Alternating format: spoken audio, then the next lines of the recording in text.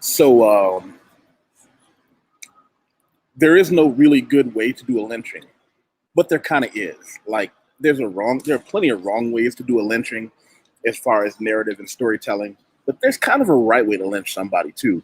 And without giving away a major plot point, the Watchmen gets lynching right. If you're mad, stay mad. Don't worry, I got more for you. So I wanted to give not just a hot take on Watchmen, but I wanted to make sure that I gave it time to marinate and roast, to kind of figure out where I wanted to go with it. And I'm intentionally doing this after episode 2 came out. I'm probably going to do a once a week. It's not a review. This is just the way I think about things on that show. First off, let me tell you, you motherfuckers didn't believe me when I told you about that legendary lawman, Bass Reeves. Now, to be clear, Bass Reeves starts the show, but they didn't give his mustache the full prominence it deserves, largely because they didn't want his mustache to take away from the stars of the show. It wasn't about him and his mustache. It was about him as a concept. It was about him as a lawman. And that's what opens up the show. And let's be clear, HBO, they went balls deep. They decided to make abundantly clear what side of what lines they stood on and let everybody else decide if you wanted to be on board or not. So I want to declare my open admiration for HBO. This is not the first time HBO has done it, but this show has a lot of black stuff in it. I mean, a lot of black stuff. Oh, for the people who don't know what I was talking about with the Bass Reeves mustache, let me show you something real quick, just as a quick reference. But, excuse me, going back, the show has a lot of amazing actors and actresses. There's an actor in there who's an old man who can still lift 200 pounds. And when you see that, you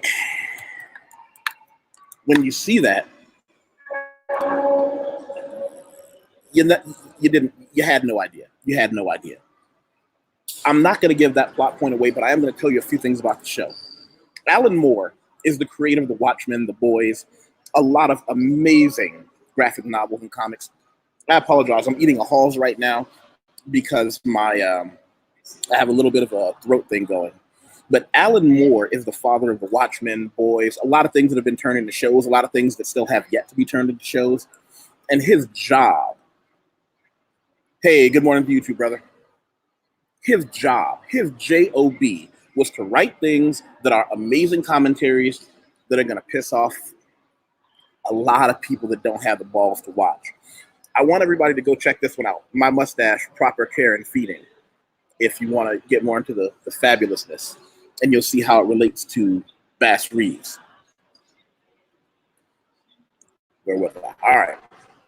But Alan Moore is a provocateur. He writes things that are unabashedly amazing, but he writes things that make you think.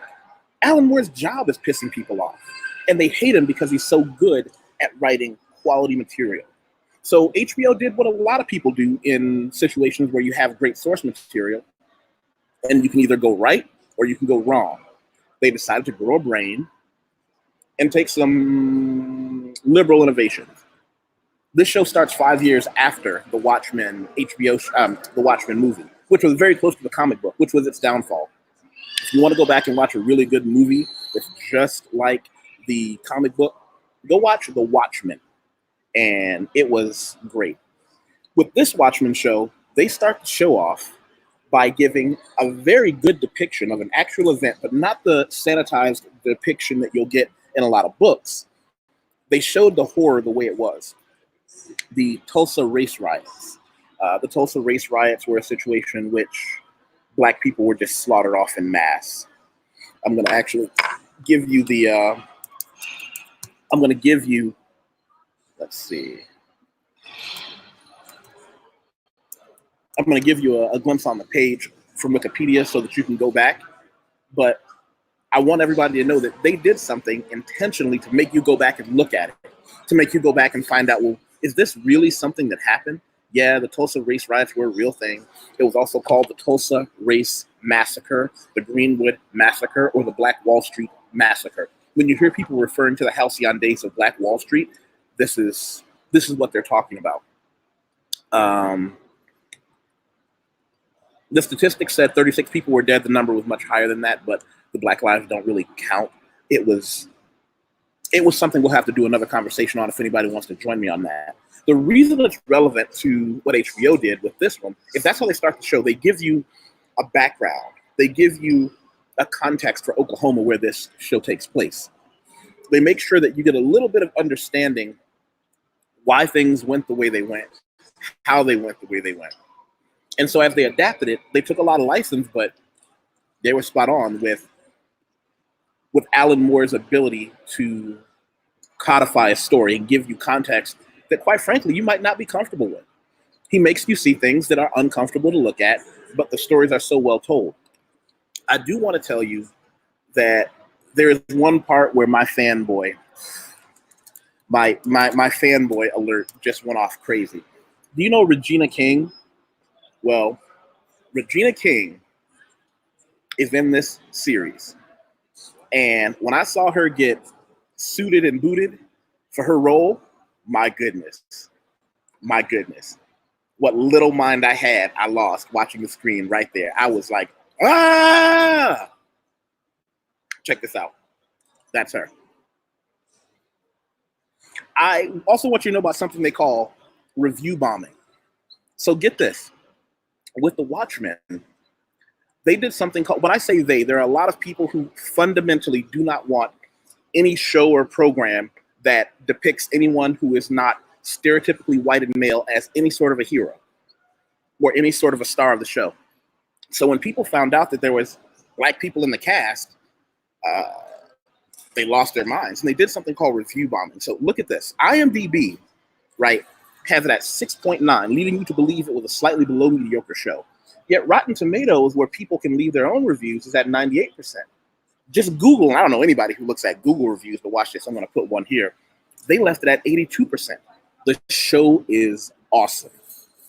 I'm going to have to contact brother Ed Lattimore, because he's going to have to give me a couple of Watchmen So Black that I can use on my show. And I'm telling you, Ed, I want you to watch this, and I want you to give me a few that I can use exclusively on my show. I'm going to credit you for them, but for anybody who doesn't know, Ed does an amazing Twitter feed. He's a social media commentator. My excitement is getting the better of me right now, and I apologize if I'm a little fanboyish. So going back to the issue, going back to the Watchmen, going back to something that is probably going to become a cultural phenomenon, because one of the things that HBO is good at is finding winners. HBO is very good at making sure that they find things that are going to make you upset but make you watch. I remember all the way back watching HBO and Oz, where people was getting raped in the shower and everybody lost their mind. Now, all it takes to make America lose its mind is there are Black superheroes. Ah, that's awful. So to be clear, not all superheroes are Black. I mean, it's just a couple of them in the show are Black superheroes, and there are some Black people in it.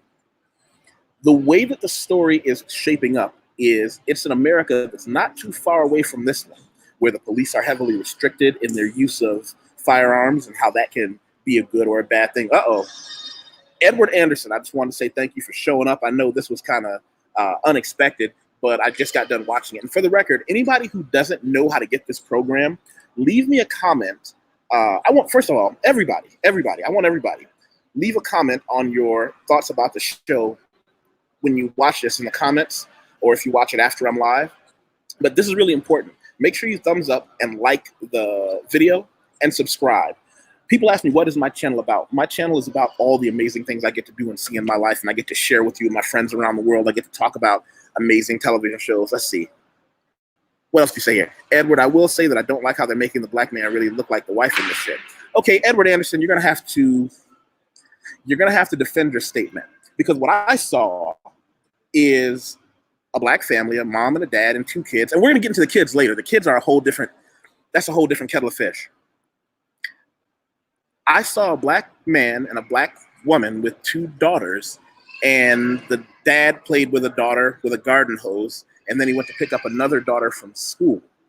I'm failing to see how that makes him look less masculine because he went to get his child from school. Now, if you saw something I didn't, if you saw him behave in a manner that you think is unbefitting a black man or masculinity in general, I'm asking you clearly and openly while I'm on live with you here, tell us how. Let's see. I definitely want to get you and BGS and others to talk on this show because this is deep, how surface look deeper than most.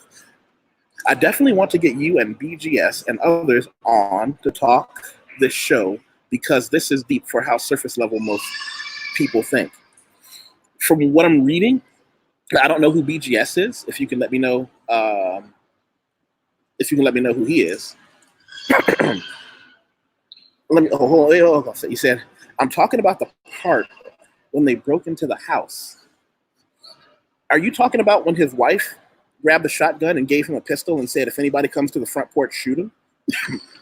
Because what I saw is a black mom and a black dad with their guns ready to defend their house. If I'm wrong, tell me. But you have to give me a clear example of how this man behaved in a less than masculine manner. If you saw something I didn't, maybe I can go back and rewatch that scene. And like I said earlier, if anybody doesn't know how to watch this show, I'm not going to leave any clever links here. Leave me a message down below saying, show me how to get it. And I'll find a way to get you a place where you can get it online. But I'm not going to link that here.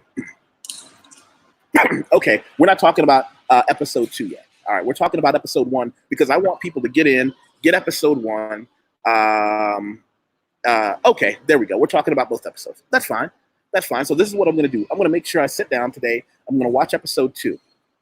After episode 2, I'm going to come back and because episode 2 just recently came out, we're going to come back and we're going to talk about what happened. I'll try and let you know ahead of time. And if you say I like this guy BGS, I don't know who BGS is, leave me a link as to who he is here. And in the link, what you can do right now is leave me your email address and I'll email you. And then I'll delete it from here. Even better, I'll tell you what I'm going to do. I'm going to put my email address here for anybody who wants to send me a message on anything.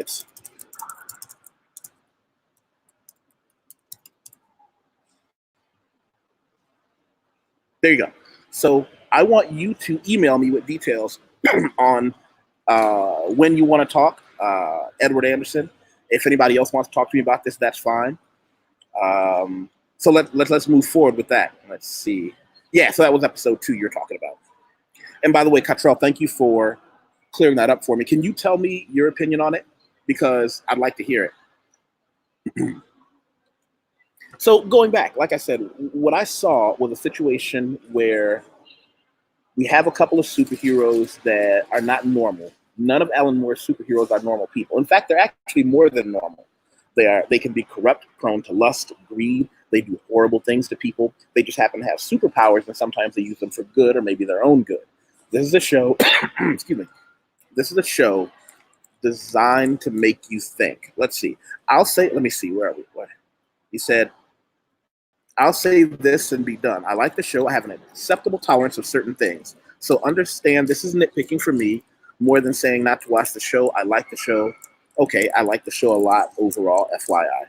Great. Glad to hear it. And again, I got no problem with people who have legitimate grievances with anything that I post. I don't post things just because they're black. I post things because they're pretty awesome.